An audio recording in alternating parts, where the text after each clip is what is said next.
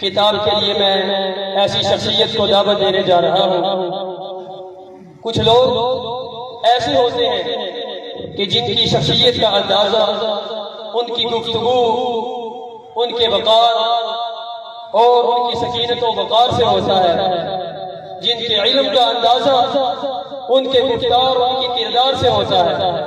میں آپ کے سامنے ایک ایسی باوقار شخصیت کو دعوت دینے جا رہا ہوں جو میدان خطابت میں اپنی مثال آپ ہیں۔ محترم جناب للکار علامہ احسان الہی نجی حافظ ظہیر الاسلام آپ حضور، تو میں ابھی دعوت سخن دیتا ہوں اپنے ہی محترم بھائی محترم جناب حافظ ظہیر الاسلام صاحب آپ حضور، وہ آئیں اور اپنی خوبصورت اور جشیلے انداز میں آپ کے سامنے گفتگو فرمائیں۔ حافظ ظہیر الاسلام۔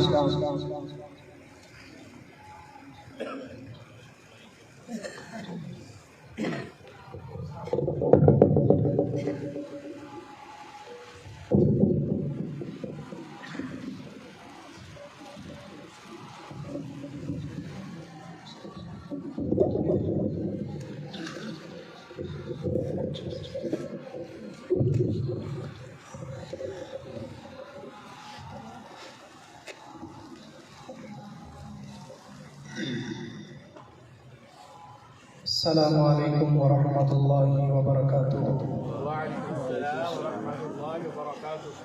الحمد للہ الحاکم الاعلی والصلاة والسلام علی سید العلا۔ قال اللہ تبارک وتعالی لقد کان لکم فی رسول اللہ اسوۃ حسنہ۔ حضور آئے تو سر آفرینش باغ دنیا، حضور آئے تو سر آفرینش باغ دنیا، اندھیروں سے نکل کے روشنی میں آ گئی دنیا، بجھے چہروں سے زنگ اترا، ستے چہروں پہ نور آیا، حضور آئے تو کائنات کو جینے کا شعور آیا۔ قابل احترام ساتھیوں، میں سب سے پہلے اپنے رب کا بے حد شکر گزار ہوں کہ جس نے مجھے اس قابل بنایا کہ آج آپ کے سامنے حاضر ہوں۔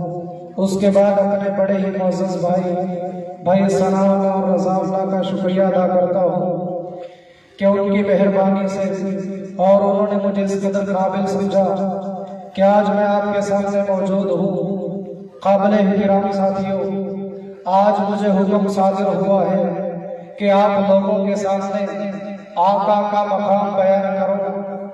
محترم سامعین، ہمارا یہ ایمان ہے کہ جو مقام خالق کائنات نے جناب محمد الرسول اللہ صلی اللہ علیہ وسلم کو عطا فرمایا، کسی اور کو عطا نہیں فرمایا۔ اگر یقین نہیں آتا تو آؤ ذرا قریب کے اوراق کو پلٹیے، آپ کو ملے گا آپ کے آنے سے پہلے یہ ساری کائنات جہالت کے اندر اٹی ہوئی تھی۔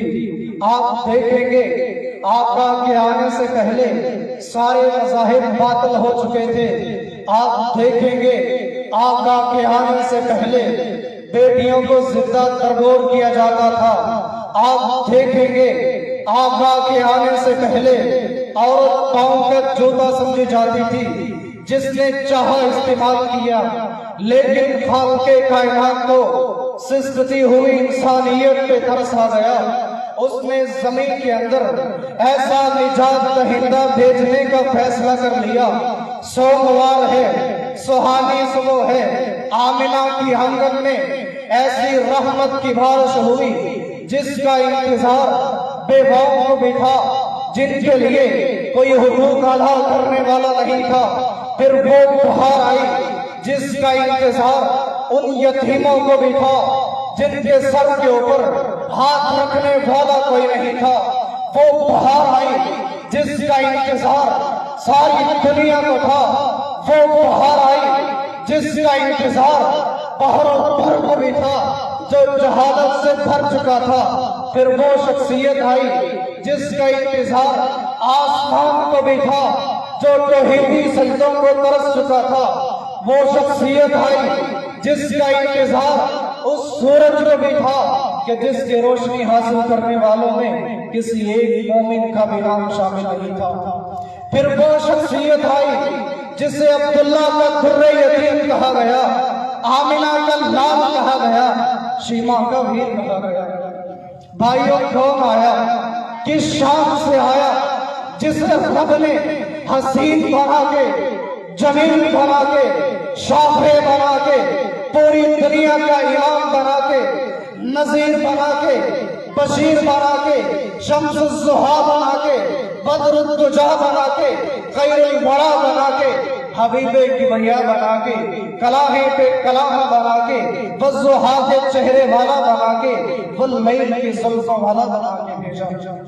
ساری زندگی آقا نے گزاری، اللہ کے سامنے سجدے کرتے ہوئے گزاری۔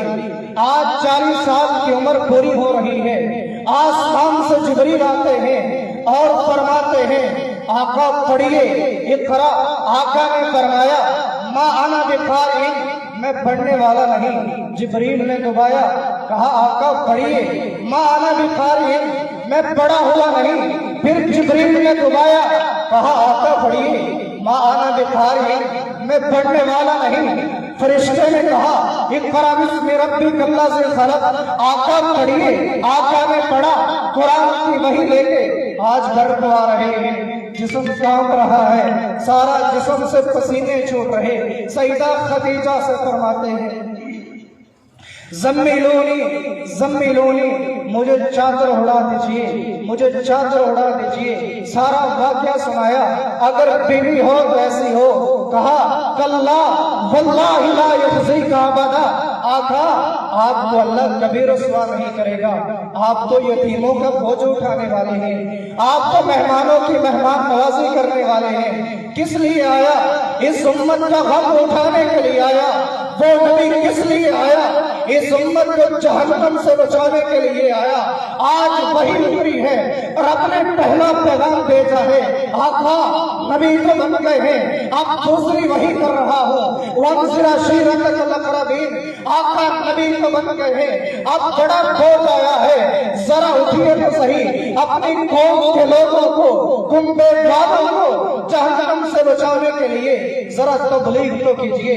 آقا اٹھے، صفا کی پہاڑی پہ گئے، اعلان کر دیا اے عرب کے قبیلوں میں تمہیں بلاتا ہوں۔ سارے دوڑتے ہوئے آئے، جو نہیں آ سکا اپنے ساتھ والے کو بھیجا، جا کے سنے تو صحیح آقا فرماتے کیا ہے۔ آقا نے کہا اے میری قوم کے لوگوں، آج میں سوال کرتا ہوں، میں نے 40 سالہ زندگی تمہارے بیچ میں گزاری ہے، مجھے کیسا پایا ہے؟ سارے لوگ بولے ما جربنا علیک الا صدقا، اللہ 40 سال زندگی کے اندر آپ کو سچا پایا ہے، ہم نے ساری زندگی کے اندر آپ کو جھوٹ بولتے ہوئے نہیں دیکھا۔